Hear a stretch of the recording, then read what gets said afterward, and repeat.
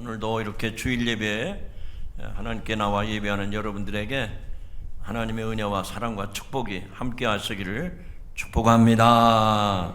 여러분, 우리가 교회에서 신앙생활하는데 이 땅에 주님이 세우신 모든 교회의 모든 교회, 한국 교회든 미국 교회든 유럽 교회든 아프리카에 있는 교회든 감리교든 장로교든 성결교든 오순절이든 순복음이든 모든 교회의 공통적인 생일날은 언제일까요? 오늘입니다. 오늘 성령 강림절, 오늘이 교회의 생일날이에요. 왜냐하면 오순절 성령 강림이 임했을 때 마가다락방에 모였던 제자들이 뜨겁게 찬송하고 기도할 때 성령 받았고 그들이 나가서 복음을 전했고 그때부터 교회 공동체가 처음으로 세워졌기 때문에 모든 교회의 생일날은 오늘이에요. 달리 말하면 그 교회 공동체 안에 속해 있는 모든 성도들은 오늘이 생일이로구나, 그런 마음을 가지고 정말 하나님의 축복을 받는 이 아침이 되기를 주님의 이름으로 축원합니다. 우리 옆에 사람하고 다시 한번 인사하죠. 오늘이 교회 생일입니다. 뭐 때문에요? 성령 강림이 임한 주일이기 때문에 그렇습니다. 예수님이 이 세상에서 사시다가 우리 죄를 위하여 십자가 달리셔서 고난을 받으시고 3일 만에 고난 받으시고 죽으셨다가 3일 만에 부활하셨잖아요. 그래서 이 땅에 많은 사람들과 잠시 계시다가 사람들이 보는 가운데서 하늘로 승천을 하십니다. 그런데 그때 예수님이 모든 사람들에게 이야기합니다. 내가 아버지께로 가면 너희들에게 하나님의 영 보혜사를 보내주겠다. 그래서 오늘이 그 약속대로 성령 강림이 임한 주일입니다. 오늘 우리가 읽은 요한복음 16장에 보면 예수님은 제자들을 그 성령 강림을 위해서 준비시키기 위해서 말씀을 하시는데 장차 이 제자들이 세상으로부터 박해를 받을 것이다. 그래서 그런 박해를 당할 때 두려워하거나 놀라지 말고 낙심하지 않도록 예수님이 요한복음 16장에서 계속해서 그런 말씀을 주셨습니다. 제자들 중에는 예수님이 어디로 가신다고 그러니까 도대체 어디로 가시는가 묻는 사람도 없었습니다. 그분이 어디로 가시는지를 안다면 그것 때문에 기뻐하게 될 터인데 제자들은 예수님이 가신다고 하니까 알아보지도 않고 두려워 떨며 낙심했다고 했습니다. 그분이 아버지께로 가시면 보혜사 성령님을 보내주십니다. 그러니 정작 예수님이 그들에게 떠나가시는 것이 두렵고 불안한 일이 아니라 사실은 제자들에게 유익한 일입니다. 그런데 그 말씀 중에 오늘 읽었던 본문에 보면 알긴 알 것 같은데 정확하게 이게 무슨 말인지 못 알아듣는 단어 하나가 나옵니다. 그것이 바로 보혜사라는 말입니다. 한번 따라합시다. 보혜사, 보혜사. 이거는 그리스어로 파라클레토스의 한자 번역입니다. 그러니까 한국어를 사용하는 일반 사람들 중에서는 보혜사라고 말하면 이게 무슨 뜻인지 알아듣는 사람이 거의 없어요. 옛날 개역 성경이 한자 성경을 따라서 보혜사로 번역한 것을 그걸 우리말로 바꾸지 못하고 지금까지 쭉 이어져 온 것입니다. 그래서 영어 성경에서는 이 파라클레토스, 보혜사라는 말을 카운슬러, 헬퍼라는 말로 번역을 했습니다. 그래서 그 뜻은 이렇게 총괄적으로 의미하면 위로자, 돕는 자, 중재자, 그런 뜻이에요. 즉 보혜사, 파라클레토스는 우리에게 위로자가 되시고 돕는 자가 되시고 우리의 중재자가 되심을 믿으시기 바랍니다. 여러분, 법정에서 재판을 받을 때 그 재판 중에 내가 아무것도 법적인 상식이 없을 때 누구의 도움을 받습니까? 변호사가 그 사람을 대신해서 모든 일을 하잖아요. 그러니까 변호사의 역할, 이것이 파라클레토스 보혜사라 하는 의미가 되는 겁니다. 오늘 설교 본문이 요한복음 16장 17절 말씀인데요. 제가 한번 새번역 성경, 우리는 개역 개정판 성경을 쓰지만 새번역 성경, 좀 더 쉬운 문체로 된 새번역 성경을 읽을 테니까 들어보세요. 그러나 내가 너희에게 진실을 말하는데 내가 떠나가는 것이 너희에게 유익하다. 내가 떠나지 않으면 보혜사가 파라클레토스가 너희에게 오시지 않을 것이다. 그러나 내가 가면 보혜사, 우리에게 위로자가 되시고 우리의 돕는 자가 되고 우리의 중재자가 되시는 보혜사 성령을 너희에게 보내주시겠다. 할렐루야. 지금 읽은 말씀이 오늘 16장 7절에 나오는 말씀입니다. 여러분, 이 한 구절만 읽으면 이게 무슨 뜻인지 감이 잡히지 않을 수가 있습니다. 그런데 예수님께서 말씀하신 그 역사적인 배경을 쭉 살펴보면 그 내용을 이해할 수가 있습니다. 그 배경 이야기는 요한복음 13장부터 나오는데 십자가의 죽음을 바로 앞둔 상황에서 예수님께서는 마지막 만찬, 유월절 만찬으로 제자들을 불러 모아서 함께 식사를 나누고 식사 후에 제자들의 발을 씻겠습니다. 예수님은 그 제자들의 사랑하는 것을 몸소 실천하고 죽기 전에 당신이 마지막으로 제자들에게 해야 할 일이라 라고 생각을 하신 줄로 압니다. 이어서 제자 중에 한 사람이 자신을 배신할 것이라고 예수님이 말씀하십니다. 베드로가 예수님을 위해서 자기의 목숨을 내놓겠다고 큰소리치자 예수님은 정곡을 찌르면서 말씀을 합니다. 닭 울기 전에 네가 나를 3번 부인하리라 라고 정확하게 말씀을 합니다. 그 후로 모든 일이 예수님이 말씀하신 대로, 제자들이 말한 대로 그대로 진행이 됩니다. 심지어 예수님께서는 가룟 유다에게 팔려서 재판을 받아서 십자가의 처형을 당합니다. 자, 이후로 제자들은 그런 일이 있은 다음에 오합지졸 행동을 합니다. 만약 십자가에 처형당한 사람의 제자라는 사실이 들통이 나면 그 제자들도 안전을 보장받지 못합니다. 예수님 제자의 공동체를 유지할 어떤 명분이나 이유, 그런 힘이 없어진 겁니다.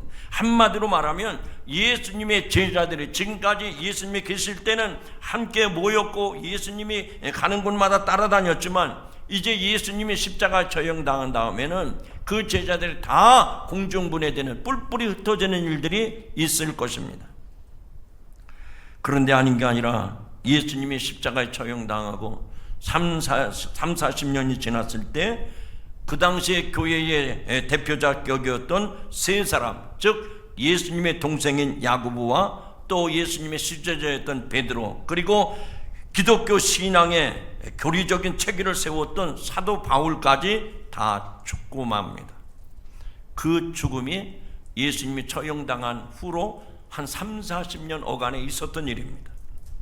그리고 예루살렘이 로마에 의해서 무너진 70년 이후로 유대교 회당에서는 그리스도인들이 다 축출됩니다. 쫓겨나죠. 그래서 흩어지게 됩니다. 전부 다 세상으로 흩어지게 됩니다. 이런 어려운 상황에다가 그들이 기다리던 예수님의 재림은 일어나지 않았습니다. 모든 그리스도인들이 그 박해와 환난 때문에 흩어지는 것이 너무나도 당연한 일이었고 자연스러웠던 일입니다. 그런데 이상하게 그리스도 공동체는 흩어져서 뿔뿔이 다 전 세계에 흩어졌는데 그들이 처한 그곳에서 더 정확하게 신앙을 붙들고 더욱 단단해져가는 모습을 볼 수가 있습니다. 그들은 십자가에 처형당한 예수님을 부끄러워하지 않았습니다. 세상을 두려워서 숨지도 않았습니다. 자신들의 신앙을 그대로 만천하에 드러냈습니다. 어느 정도인가 아니요, 내가 예수님을 구주로 믿기 때문에 내가 예수님을 부인할 수 없다, 내가 예수님을 모른다고 할 수 없다, 그래서 세상에서 드러나면 죽기 때문에 어떻게 했습니까? 그들은 땅속으로 굴을 파고 들어가서 거기에서 세상에 드러나오지 아니하고 평생을 거기서 살아요. 심지어는 자신 당대뿐만 아니라 자녀 세대가 대를 이어서 그 지하, 그 카타콤, 동굴 속에서 믿음을 지켜냈습니다. 그것이 지금도 터키에 가면 카타콤이라는 곳이 많이 있지 않습니까? 로마에 많은 사람들이 여행을 갑니다만 꼭 들려야 될 곳이 카타콤입니다. 거기에 보면 그 동굴이 미로처럼 생겼죠.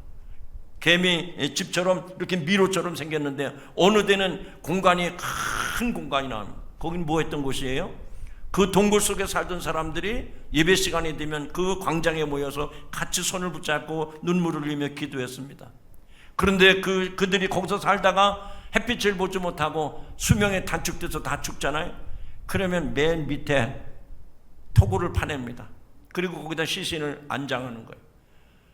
그 시신을 보면서 다음 자녀 세대들이 거기서 또 신앙을 이어갑니다. 그러다가 그 자녀 세대가 또 죽으면 그 위에다가 또 굴을 파고 안장을 하는 거예요. 이게 로마에 있는, 그리고 터키에 있는 카타콤 공동묘지죠. 다시 말하면 그들이 성령 강림 이후로부터 뿔뿔이 흩어졌지만 그들의 믿음만큼은 지켜냈다는 얘기입니다. 오늘 여러분에게도 성령이 강림하면 이 세상에서 어떤 유혹과 어떤 핍박이 있다 하더라도 그 믿음을 저버리지 않냐고 끝까지 신앙을 지켜가게 될 줄로 믿으시기 바랍니다.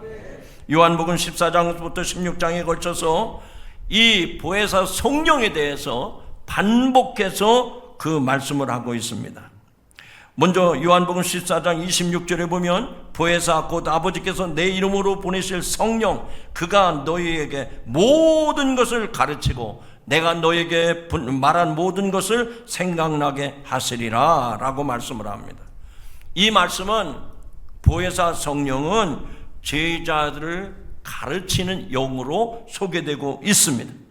또 요한복음 15장 26절에 보면 내가 아버지께로부터 너희에게 보낼 보혜사 곧 아버지께로부터 나오는 진리의 성령이 오실 때에 그가 나를 증언하실 것이요 라고 말씀을 합니다. 여기서 하나님이 보내시는 보혜사 성령은 어떤 분이냐? 진리의 영이라는 얘기입니다. 이 파라클레토스 진리의 성령은 예수님이 진리라고 하는 사실을 성령께서 각 사람의 입을 통해서 증언하게 하신다는 뜻입니다. 달리 쉽게 말하면 성령님은 예수님이 하신 사역, 예수님이 하신 말씀들을 나의 삶으로 증거하게 하시고 확증하게 하시고, 그리고 우리가 세상에서 핍박을 당하고 환난을 당해도 내가 예수님의 증인으로 살아갈 수 있도록 그 힘을 주시는 분이 진리의 성령 파라클레토스인 줄로 믿으시기 바랍니다. 어제도 잠깐 그런 말씀을 드렸습니다만, 우리가 어느 거리를 지나가다가 무슨 사건 현장이 있어요. 그러면 그 사건 현장을 보고서 내가 경찰에 가서 그것을 증인을 서주는 거죠. 근데 요즘 현대인들은요, 그걸 다 회피합니다. 왜? 내가 범법자로 몰릴까봐. 또 경찰서에 자주 왔다 갔다 조사를 받으니까 피곤하기 때문에 싫은 거예요. 예수님의 제자들은 예수님이 돌아가신 후에 극한 박해와 핍박이 있을 때에 진리의 성령, 이 파라클레토스가 성도들의 마음속에 들어가게 되면 죽음을 두려워하지 않냐고 모든 만민 앞에서 예수가 그리스도임을 증언하게 하신다 하는 말씀인 줄로 믿으시기 바랍니다. 여러분, 어제도 제가 서울 다녀오는데 길거리에서 전도하는 사람들을 만났어요. 젊은 청년 두 사람이 메가폰을 들고 계속 전도를 합니다. 전도지를 나눠줍니다. 주말 자기들의 시간을 갖기도 부족할 텐데 거리에 나가서 외치면서 복음을 전하는 그 용기, 그 담대함. 아니, 사람들이 전도를 주면 공손하게 고맙다고 받습니까? 필요 없습니다. 왜 그렇게 가는 길을 막으세요? 화를 내고 어떤 사람은 막 욕을 하고 발길질을 하고 그러잖아요. 그러나 그런 것에 아랑곳하지 아니하고 계속 메가폰을 들면서 복음을 전하는 그 사람들에게는 무엇 때문에 그런 힘이 나올까요? 그들이 대장부기 때문에 그렇습니까? 아닙니다. 진리의 성령이 그들 속에 있기 때문에 말하지 않을 수가 없어요. 증거하지 않을 수가 없어요. 전하지 않을 수가 없기 때문에 그들이 그 시간에 나와서 복음을 전하게 되는 줄로 믿습니다. 이 말씀을 여러분에게 적용해 보세요. 버스를 타고 어디를 간다든지 기차를 타고 어디 갈 때 저 사람에게 내가 복음을 전하고 싶다. 한두 번 여러분 마음속에 그런 일이 있었죠. 그런데 해야지 하고 나중에는 못하는 경우가 대부분입니다. 그런데 어느 때는 나도 모르게 벌떡 일어나가지고 가서 전하잖아요. 그게 무슨 힘 때문에 그렇습니까?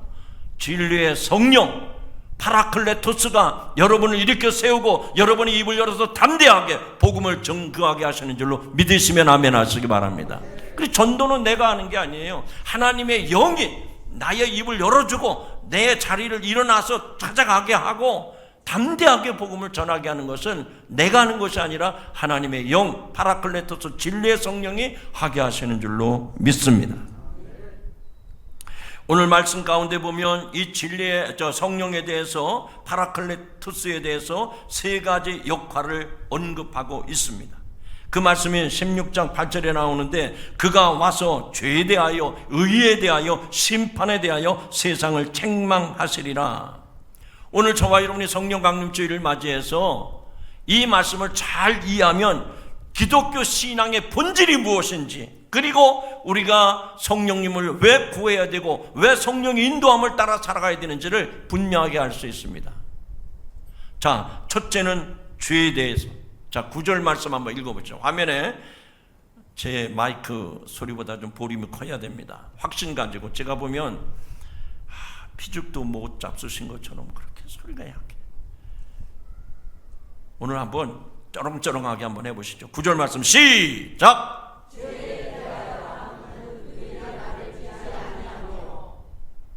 보혜사 성령이 오시면 그 보혜사 성령이 하시는 일이 뭘 한다고 하느냐? 죄에 대해서 심판한다고 하는 말씀입니다. 여러분, 오늘 여기 8절에 보면 죄와 의와 심판에 대해서 세상의 잘못을 깨우칠 것이라 라고 말씀했지 않습니까? 여기 깨우치다 보다는 개역 개정판 성경에는 책망하다 라고 번역을 했습니다. 그 번역이 더 옳은 말씀입니다. 우리가 죄짓고 아무렇지도 않고 떳떳하게 오히려 큰 소리 치고 살잖아요. 그러나 진리의 성령이 오시면 그 진리의 성령이 우리를 책망한다고. 이 죄인아! 그렇게 책망을 한다는 거예요. 여러분, 저와 여러분이 이 책망의 소리를 듣고 삽니까? 난 그런 소리 한 번도 안 들었는데요. 오늘부터 당장 금식하며 기도하세요. 우리가 하나님을 믿는데 하나님께서 우리가 죄 짓는 걸 보고도 아무 소리로 안 하신다고 하면 여러분에게 성령이 역사하지 않는다는 얘기 아닙니까? 성령이 내게 말씀하지 않는다는 얘기 아닙니까? 우리가 크든 적든 우리가 죄를 지으면 이 죄에 대해서 성령께서 우리를 책망하신다는 거예요. 그런 역사가 있기를 주님의 이름으로 축원합니다. 그러면 어떤 일들이 벌어지죠?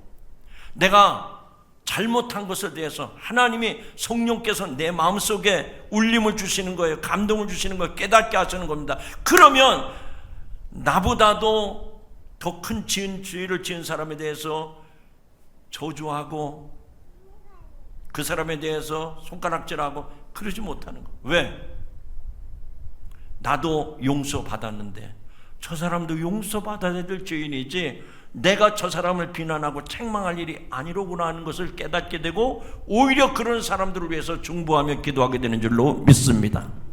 교회가 교회되고 가정이 가정되는 이유는 이 성령의 역사가 이 죄에 대해서 책망할 때 우리가 모두 다 하나님 앞에 제가 죄인입니다. 저를 용서해 달라고 하나님의 긍휼을 베풀어 달라고 구하며 나가는 것이 마땅한 모습이요, 그것이 교회의 모습이요, 그것이 성도의 온전한 모습인 줄로 믿습니다. 예수님을 믿지 않는 게 죄라는 말씀이 이상하게 들릴지 모릅니다. 그러나 죄 중에 가장 큰 죄는 무엇일까요? 하나님께서 우리에게 구원자로 보내신 예수 그리스도를 믿지 아니하고 거부하는 것, 이것이 죄입니다. 그래서 이런 죄에 대해서 성령께서 파라클레토스, 그 성령께서 우리에게 책망을 하신다는 거예요. 사랑하는 성도 여러분, 누가 시켜서가 아니라, 내가 어떤 체면 때문이 아니라 날마다 순간마다 성령께서 탄식하시고 책망하는 그 음성을 들을 수 있고, 그래서 믿음의 정도를 걸어갈 수 있는 저와 여러분이 되기를 주님의 이름으로 축원합니다. 두 번째로는 의에 대하여라 그랬어요. 의에 대하여라 하면 10절입니다. 같이 읽어보세요. 시작. 의에 대하여라 하면 내가 아버지께로 가니 너희가 다시 나를 보지 못하며 라고 말씀을 합니다. 여러분, 의라고 하는 말 우리가 한문으로 번역하면 옳은 의, 옳다 할 때 의자를 쓰잖아요. 조금 더 달리 말하면 정의, 공의, 그게 옳다는 표현 아닙니까? 우리가 세상 살면서 사람들에 대해서 이러쿵저러쿵 많은 얘기들을 합니다. 아우, 저 사람은 정의로운 사람이야.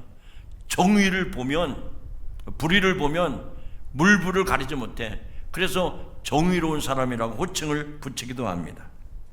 로마 사람들도 정의를 매우 중요한 가치로 여겼습니다. 예수님 당시의 서기관들이나 지금도 세상의 많은 사람들은 정의로운 것을 주장합니다. 그러면 그때 종교인들이나 로마 사람들이나 오늘 우리들도, 우리가 무슨 법조인은 아니지만 우리들도 그건 틀렸고 이게 옳은 것이야 라고 말하는데 그 기준이 어디에 있습니까? 여러분이 주변 사람들과 지내면서 당신 틀렸어요, 그거 옳은 게 아닙니다 라고 말하는 기준이 어디에 있느냐 말입니다. 그것은 거의 세상적인 기준에 맞춘 겁니다. 세상적인 기준에 맞춰. 그러나 그 세상적인 기준은 시대마다 달라지는 거예요. 나라마다 달라지는 겁니다.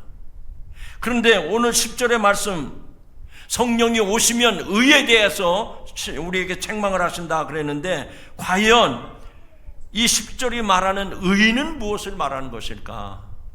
로마법에 따른 의일까요? 아닙니다. 여기서 말하는 것은 예수님의 부활을 말하는 거예요. 예수님께서 부활 승천하시면서 내가 아버지께로 간다 그랬지 않습니까? 여러분, 이 동네에서 저 동네로 이사 가는 게 아니지 않습니까? 이 땅에서 저 하늘나라로 가시는 것 아닙니까? 하늘나라로 간다는 말은 부활하셨기 때문에 승천하신다는 얘기죠. 그래서 예수님이 말씀하신 의는 부활을 말하는 겁니다. 달리 말하면 우리가 예수 그리스도를 구주로 믿음으로 말미암아 영원한 생명, 그것에 이르는 것이 올바른 의라라고 말씀을 합니다.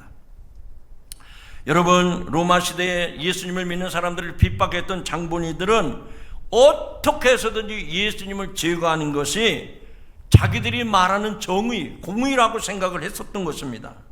그러나 하나님은 그분을 죽인 자들 가운데서 부활시킴으로 말미암아 그들이 얼마나 추악하고 얼마나 불의했는가를 깨닫게 했지 않습니까? 그렇다면 오늘도 저와 여러분들이 그 로마 병정들처럼 그리스도의 기독교를 핍박했던 그 사람들처럼 내가 정의라고 얘기하고 있는데 이것이 하나님의 의를 가리우는 일이 아닌가, 우리는 점검해보고 또 돌아봐야 될 줄로 믿습니다. 여러분, 우리는 하나님 앞에 짓는 죄가 참 많죠. 모르고 짓는 죄가 더 많습니다. 그러나 알고 짓는 죄도 있어요. 이게 하나님이 원하시는 것이 아닌데 나도 모르게 그 죄를 범하는 거예요. 여러분, 우리가 보혜사 성령님을 통해서 내가 이 하는 일이 잘못된 것이로구나, 하나님의 의를 저버리는 일이로구나 깨달아지는 역사가 있기를 주님의 이름으로 축원합니다. 세 번째는 11절 말씀인데 심판에 대해서 말씀하십니다. 읽어보시죠. 시작. 심판에 대하여라 함은 이 세상 임금이 심판을 받았음이라.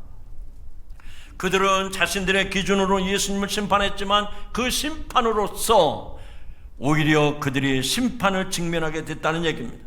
성령께서는 이러한 진실들에 대해서 믿지 않는 사람들을 깨우치고 책망할 것을 보혜사 성령을 통해서 하시겠다는 얘기입니다. 여러분, 저와 여러분들이 이 말씀처럼 우리가 지금 잘못 살고 있구나, 그래서 성령의 책망, 성령의 깨우침이 오늘 성령 강림절을 맞이해서 저와 여러분에게 있어지기를 주님의 이름으로 축원합니다. 고대 철인들, 철학자들이 참 많이 있죠. 그런데 그리스도의 고대 철인 가운데 디오게네스라고 하는 사람이 있습니다. 이 사람은 예수님을 만난 다음부터 이 오늘같이 밝은 대낮에 등불을 켜고 거리를 활보했어요. 등불을 켜고. 왜 그랬을까요? 그가 예수님을 만나고 보니까 세상의 학문이나 철학도 부질없는 것이에요. 예수 그리스도가 그분이 진리이심을 깨닫지 못하는 그 백성들에게 그 진리 되신 예수님을 알아야 된다고, 그래서 대낮에도 등불을 들고 다닌 줄로 믿습니다. 아마 다른 사람들은 그를 미쳤다고 생각했을 겁니다. 그러나 십자가에 적용당한 예수를 그리스도가 하나님의 아들이심을 믿고 깨달으라는 뜻으로 대낮에 등불을 켜고 다녔다는 얘기입니다. 예수님께서는 제자들에게 더 많은 것을 가르쳐주고 싶으셨는데 아직 그들이 받아들일 만하지 못했습니다. 하지만 그래도 괜찮습니다. 그분이 떠나가시면 진리의 성령이 오셔서 모든 것을 가르쳐 주시기 때문입니다. 성령님과 함께하는 것은 곧 예수님과 함께하는 것이요, 또한 성부 하나님과 함께하는 일인 줄로 믿습니다. 그래서 믿는 자의 삶 속에서 성부, 성자, 성령은 하나가 되어 우리를 도우시고 인도하심을 믿으시기 바랍니다. 예수님은 당신을 믿는 모든 사람들에게 보혜사를 보내주신다고 약속하셨습니다. 그 약속을 저와 여러분이 진짜 믿는다면 지금 내가 성령의 손에 잡혀있고 또 내 안에서 그 성령님이 역사하고 나를 주관하고 나를 다스리심을 믿으시기 바랍니다. 예수님께서 복음서에서 하신 말씀 가운데 너희의 죄가 용서받지 못할 죄가 있다고 말씀하셨잖아요. 주님 앞에 가면 다 우리 죄를 용서해 주시는데 용서받지 못할 죄가 있다. 그 죄가 뭡니까? 성령을 거역하는 죄는 사함을 받지 못한다고 그랬어요. 예수님이 의에 대해서 또 죄에 대해서 또 심판에 대해서 책망하시고 깨닫게 하시는데 그걸 알면서도 거절하고 거부하고 외면하면 용서를 받지 못한다고 말씀을 하신 겁니다. 오늘도 살아계신 성령님은 내 안에 계심을 믿으시기 바랍니다. 그래서 하나님의 말씀을 생각나게 하시고 깨닫게 하시고 그 성령님이 우리를 도와주심으로 말미암아 그 말씀대로 순종하고 실천하게 하시는 줄로 믿으시기 바랍니다. 나는 부족해요. 나는 연약해. 근데 내 입술에 말을 주시고 나에게 힘을 주시고 나의 위로자가 되시고 내 모든 삶을 성령님의 인도로 조정하여 주심으로 우리의 삶을 온전케 하실 줄로 믿습니다. 그래서 우리의 신앙은 성령님이 인도하는 대로 따라가기만 합니다.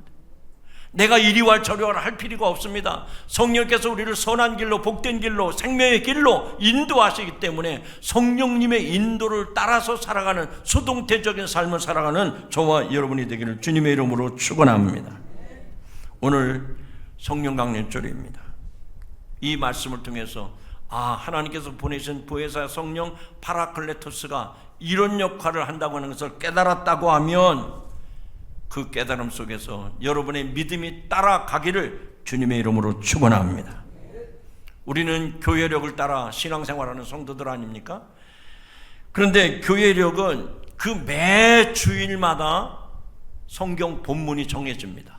그래서 구약의 한 본문, 그 다음에 시가서나 또 예언서에서 나오는 말씀 한 본문, 그리고 예수님의 복음에 대한 말씀, 이렇게 세 본문이 매주마다 교회력에 맞춰서 나오는데 오늘 그게 이제 3년 주기로 사이클이 바뀌는데 오늘 2025년 성령 강림주일을 맞이한 우리들에게 그 성서 일과에 보면 오늘 본문이 그 말씀이고 두 번째 나오는 본문의 말씀이 사도 바울의 서신서에 나오는 말씀인데 제가 그 본문을 한번 읽어보겠습니다.